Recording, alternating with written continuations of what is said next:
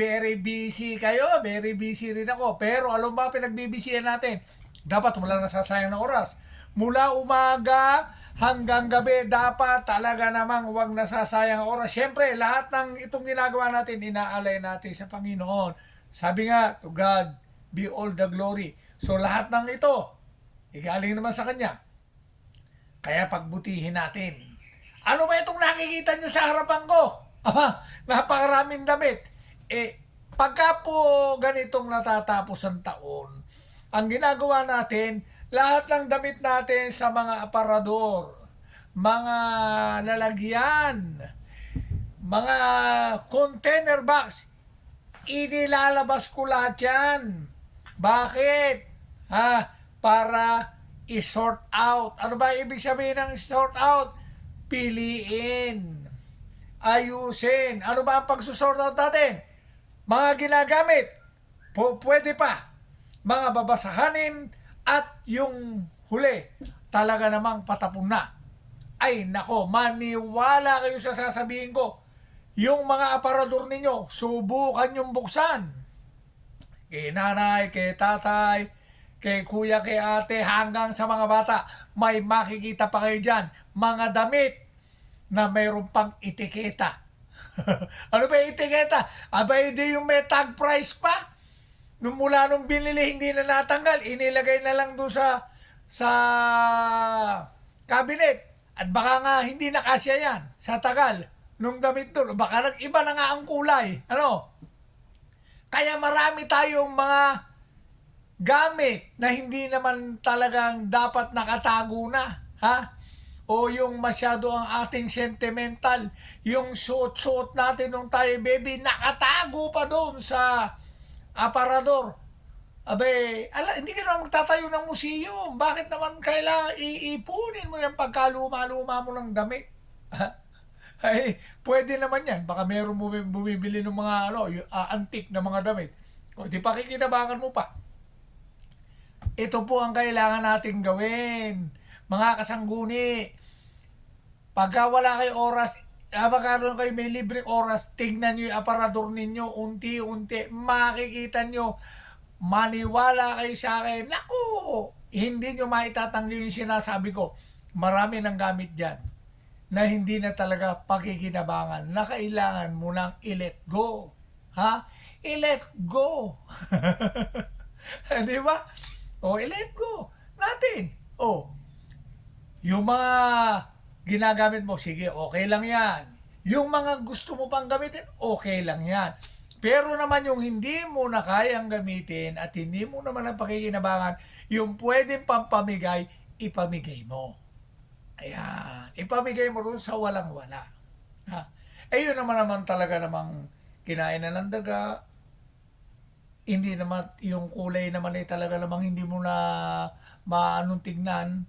Yun naman na pwede mong gawing babasahanin, pwede mo siyang gawing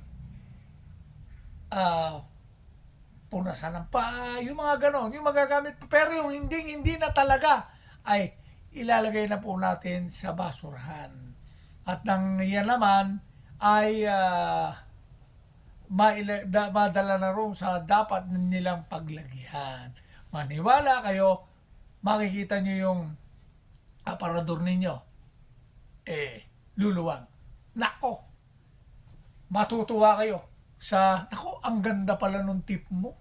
Dapat pala matagal ko lang ginawa yan.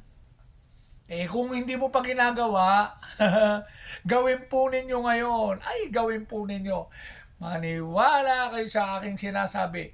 Mag-i-enjoy kayo, mag-sort out ng mga damit. Ay, mag-i-enjoy kayo. Pagka ginaganyan-ganyan mo, tignan mo, bigyan kita ng sample. Akalain mo to, itong medyas ko, nakatago dun sa lalagyan. Ay, nag-iisa lang pala yung medyas. Ala na pala yung kapares. Aanin ko ito. Alam mo to, ano naman ang paggagamitan ko? Sample lang ito. Ako'y mahilig maghalaman. Sa labas, naghahalaman ako. Di meron na akong panghawak ng mga ginagamit sa halaman. Di ba? Ito yung sinasabi ko sa inyo. Ito pwede pang pakinabangan. Pero yung hindi naman na pwedeng pakinabangan, at talaga namang nagkalarot-larot na, ilagay na natin sa trash can. Ayan. Oh. Di ba? Okay ba yung tip ko sa inyo? O kaya, mga nakikinig sa akin, pagka free time kayo, lalo na itong Sabado, Linggo, free time kayo. Imbis na kayo maggala-gala dyan sa mall, o kaya ay kung saan sa kayo magpupunta, ito muna unahin ninyo. Tsaka na kayo maglibot. Maniwala kayo, mag-e-enjoy kayo. Baka yung paborito yung binili nung araw na matagal nyo nang ginagamit, makita nyo pa rin, baka pwede bang gamitin. O, di ba? O, baka mamaya, yung kasama mo sa bahay, meron nagsosort out din na ganito. O baka magkaroon pa kayo ng palitan ng damit. Uy, matagal ko ng kurso natin yung damit mo na yan eh. Baka pwedeng arbor mo na lang sa akin. O di, makikita mo na siya kanya. O nga, di mo na nga ginagamit yun. Palit naman tayo. O, mga ganon. Ha? Magluluwag po ang ating mga cabinet ng damit. Nako, magluluwag. Sigurado yan. O kaya mga kasangguni, umpisahan na ninyo! At nang masaya ang ating mga damit. Ibig sabihin, hindi man nagsasalita ang mga damit. Bay, pansinin mo naman. Bay, pinapupogi ka nga niyan eh. Pinagaganda ka nga niyan eh. Bay, alagaan naman natin sila. Ha? Kaya natin din yung importansya ang ating mga gamit. O, paano?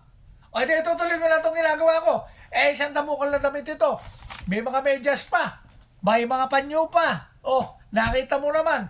Ay, nako, talaga naman.